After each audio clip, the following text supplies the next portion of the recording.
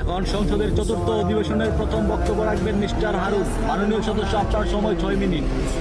ধন্যবাদ মাননীয় স্পিকার। মাননীয় স্পিকার, আমাদের এই বাংলাদেশ প্রকৃতির অপরূপ সৌন্দর্য ভরা এক শান্তির ভূখণ্ড, বিশ্বের দীর্ঘতম সমুদ্র সৈকত, পৃথিবীর বৃহত্তম ম্যানগ্রোভ বন এবং হাজার বছরের সংস্কৃতি সহ এই দেশের মাটিতে জন্ম নিয়েছেন বহু জ্ঞানী গুণী মানুষ, যা আমাদের দেশের গর্ব।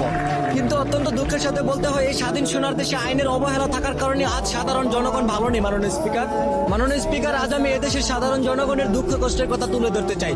বর্তমান বাজারে নিত্য প্রয়োজনীয় জিনিসপত্রের দাম এতটাই বেড়ে গেছে যে সাধারণ খেটে খাওয়া মানুষ দিশেহারা হয়ে পড়ে। চালের দাম, তেলের দাম, গ্যাসের দাম বাড়ে, কিন্তু সাধারণ মানুষের আয় বাড়ে না। এই অভাবে পরে দেশ ও জাতির উন্নয়নের আশা করা যায় না। মাননীয় স্পিকার, আজ দেশের হাজারো শিক্ষিত যুবক বেকার ঘুরছে। বাবা মা কষ্ট করে পড়াশোনা করায়, কিন্তু পড়াশোনা শেষ করার পরও চাকরি নেই। বিশেষ চাকরি করতে গেলেও যোগ্যতা চাই, আবার কিছু কিছু ক্ষেত্রে ঘুষ ছাড়া চাকরিও পাওয়া যায় না। যে দেশের মেধাবী যুবক বেকার থাকে, সে দেশ কখনো পুরোপুরি ভাবে উন্নত হতে পারে না। মাননীয় স্পিকার, বর্তমান সামাজিক যোগাযোগের মাধ্যমে অপপ্রচার, প্রতারণা, কিশোর গ্যাংয়ের কার্যক্রম প্রতিনিয়ত বেড়ে চলছে। অল্প বয়সী ছেলেরা মাদক, সন্ত্রাস আর অপরাধের দিকে ঝুঁকে পড়ছে।